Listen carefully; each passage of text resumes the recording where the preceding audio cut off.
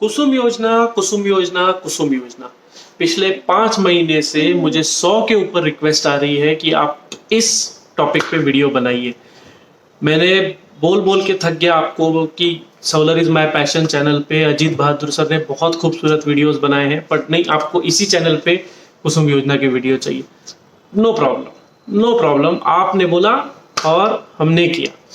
अजीत बहादुर sir ही हमारे channel पे आए हैं और वो खुद कुसुम योजना के बारे में इन डिटेल आपको सारी बात बताने वाले। अजीत बहादुर सर हमारे सोलर इंडस्ट्री के सेलिब्रिटी हैं, सोलर इंडस्ट्री के अमिताभ बच्चन हैं। तो मैं चाहूंगा कि आप पूरा वीडियो एंड तक देखिए और इस वीडियो के एंड में मैं आपको कुछ ब्लूपर्स दूंगा जो अजीत बहादुर सर के हैं।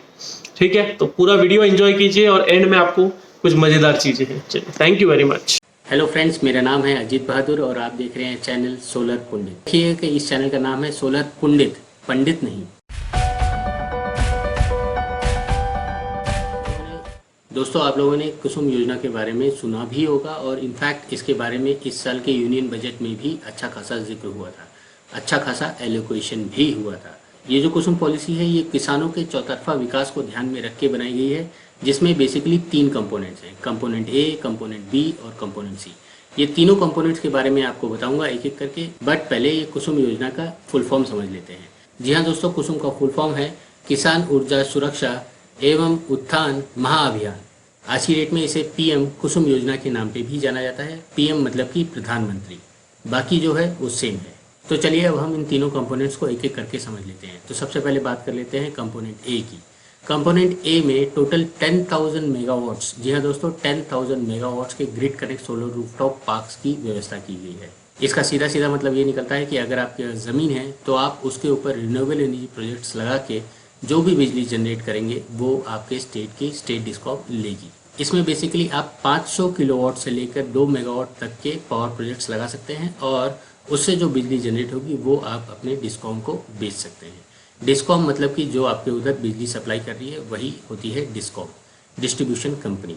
जैसे आप महाराष्ट्र में रह रहे हैं तो वहाँ पे महाडिस्कॉम है और आप किसी और स्टेट में रह रहे थे तो वहाँ पे भी अपने अपने डिस्कॉम्स होते हैं। अब इसमें और भी कई बारीक चीज़ें हैं, वो भी बता देता हूँ। जैसे कि ये जो ज़मीन की जो बात की गई है वो आपके सब स्टेशन से 5 किलोमीटर के अंदर हो तो ज़्यादा बेहतर है। क्या है कि ट्रांसमिशन लॉस और ट्रांसमिशन कॉस्ट ये दोनों बहुत मायने रखते हैं। एक और बात बताने वाली है कि इसमें आरई प्रोजेक्ट्स की बात की गई है। आरई प्रोजेक्ट्स मतलब कि रिन्यूएबल एनर्जी प्रोजेक्ट्स। आपके इधर कोई भी रिन्यूएबल एनर्जी सोर्स है, आप उससे मिनिमम 500 किलोवाट या मैक्सिमम 2 मेगावाट तक का पावर जनरेट कर सकते हैं जिसे वो लेने को तैयार है। अब ये लगवा कौन सकता है, तो ये वाला क्वेश्चन का आंसर है कि भाई अगर आप इंडिविजुअल हैं, अगर आपके पास क्षमता है, आपके पास ज़मीन है तो आप ये लगवा सकते हैं। अगर आप कोऑपरेटिव सोसाइटी हैं तब भी आप लगा सकते हैं। अगर आप पंचायत हैं तब भी आप लगवा सकते हैं। यहाँ पे एक और क्वेश्चन उठता है कि भाई ये करोड़ों का हिसाब किताब है, तो कई लोगों के पास होगा इतना पैसा, कई लोगों के पास नहीं भी हो सकता है, बट इसमें दोनों के लिए प्रोविजन है। अगर आपके पास सिर्फ ज़मीन है तब भी कोई दिक्कत नहीं है, आप अपनी ज़मीन लीज पे दे के उससे कमा सकते हैं।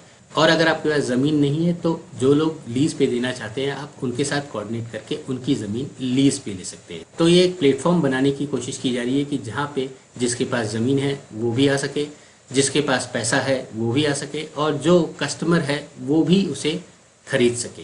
तो अब एक क्वेश्चन मिलता है कि ये इन्फॉर्मेशन मिलती कहाँ से या कहाँ से लेनी चाहिए। तो दोस्तों, ये जो पॉलिसी है कुसुम पॉलिसी, ये धीरे धीरे हर स्टेट में इम्प्लीमेंट हो रही है। राजस्थान ने तो ऑलरेडी इम्प्लीमेंट कर दी है, उन्होंने कंपोनेंट ए और कंपोनेंट सी को इम्प्लीमेंट कर दिया है। अब ये पॉलिसी धीरे धीरे हर स्टेट में इम्प्लीमेंट हो रही है। अब इसकी जो जानकारी है कि भाई ये कौन इम्प्लीमेंट करा रहा है, कौन इसकी अथॉरिटी है, इसका इन्फॉर्मेशन या तो आप अपने स्टेट नोडल एजेंसी के ऑफिस में जाके निकाल सकते हैं या फिर आपके स्टेट के स्टेट डिस्कॉम के वेबसाइट पे ये पूरा इन्फॉर्मेशन मिल जाएगा। यहाँ पे आपको बता देता हूँ कि यहाँ पे जो सेंट्रल अथॉरिटी है वो है MNRE, जिन्होंने पॉलिसी बनाई, और आपके स्टेट के डिस्कॉम या स्टेट नोडल एजेंसी इसे इम्प्लीमेंट कर रही है। तो ये पूरी जानकारी या तो स्टेट नोडल एजेंसी की वेबसाइट पे मिलेगी या डिस्कॉम के वेबसाइट पे मिलेगी। कुसुम योजना के नाम पे बहुत सारे फ्रॉड्स भी हो रहे हैं, तो दोस्तों आपसे रिक्वेस्ट है कि आप ये कोई भी शॉर्टकट ना अपनाएं। क्या है कि हमारा यही उद्देश्य है कि आपके पास हम करेक्ट इन्फॉर्मेशन लाएं और आप ये सोलर एनर्जी को अडॉप्ट करें जिससे सबका भला हो। इनफैक्ट आप लोगों की सहूलियत के लिए MNRE की जो लिंक है या फिर जो कुछ स्टेट डिस्कॉम्स की जो लिंक्स हैं जिसको आप रेफर कर सकते हैं। वो सारा का सारा इन्फॉर्मेशन मैंने इस वीडियो के डिस्क्रिप्शन में भी दे रखा है। और हाँ, चूंकि ये जो कंपोनेंट ए में सब मेगावाट लेवल की बात होती है, तो इसमें करोड़ों का इन्वेस्टमेंट है। इसमें कई चीज़ें देखी जाती हैं, ज़मीन कैसी हो, कनेक्टिविटी कहाँ होगी, एप्लीकेशंस कहाँ डालने हैं, अप्रूवल्स कहाँ से लेने हैं, क्या इस सिस्टम को लगाने के लिए लोन मिल जाएगा, लोन मिलेगा तो किस रेट पे लेना चाहिए, और अल्टीमेटली इसकी कीमत क्या होती है। और कीमत पता होने के बाद क्या ये सिस्टम वायबल होता है, किसे ये सिस्टम बेचा जाए, किस रेट पे बेचा जाए, और इसका पेबैक कितने दिन में निकलता है। ये सारे पॉइंट्स को ध्यान में रख के मैंने ये 3 डेडिकेटेड वीडियोस बनाए हैं। आपसे रिक्वेस्ट है कि आप इन तीनों वीडियोस को फुर्सत में देख लिए। क्या है कि इसमें आपके 90% क्वेश्चंस का आंसर मिल जाएगा। इन वीडियोस का लिंक मैंने इस वीडियो के डिस्क्रिप्शन में भी दे रखा है, और आप हमारे चैनल के ऊपर जाके इन तीनों वीडियोस को देख लीजिएगा। यहाँ पे एक और चीज़ बता देना चाहूँगा कि यहाँ पे करोड़ों का इन्वेस्टमेंट है, मेगावाट लेवल में बात हो रही है, तो आपको एक प्रॉपर पीपीए और कंसल्टेंट भी हायर करना पड़ेगा। बट आप अपनी तरफ से भी कुछ होमवर्क कर सकते हैं। इन वीडियोस में मैंने इंडस्ट्री एक्सपर्ट्स को बुलाया है और उन्होंने ही मेगावाट लेवल के ऊपर पूरा इन्फॉर्मेशन दिया है।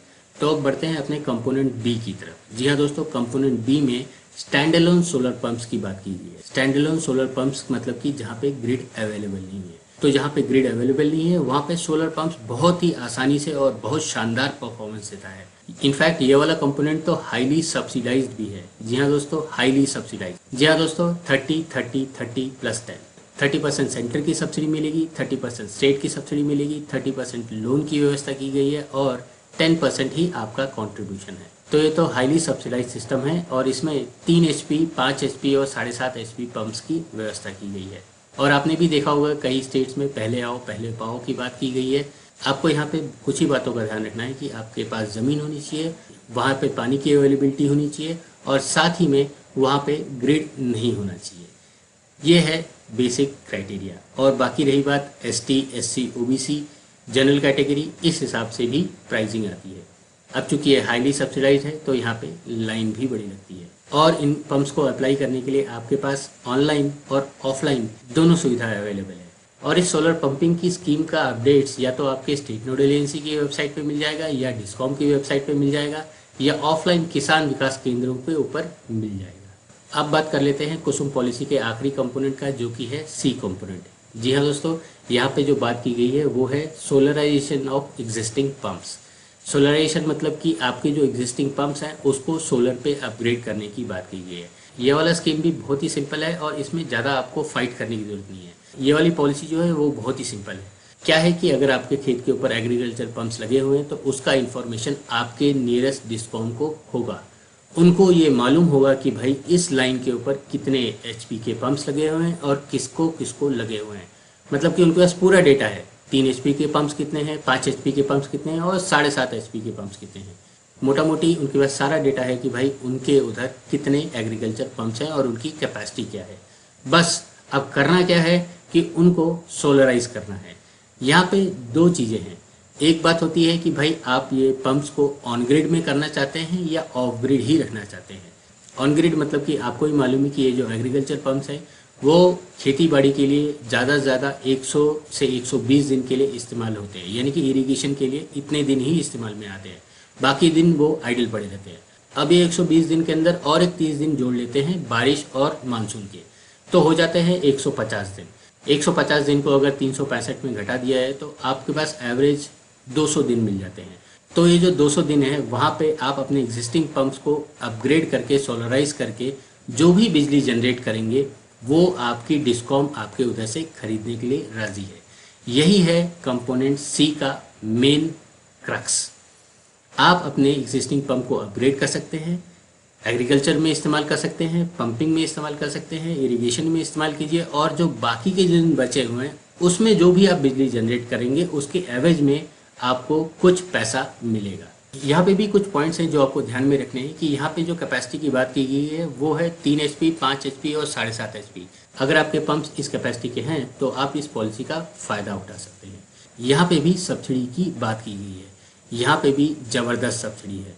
30-30-30-10 30% सेंटर की सब्सिडी, 30% स्टेट की सब्सिडी, और 30% लोन की व्यवस्था, और जो बचा 10% है वो आपको कंट्रीब्यूट करना है।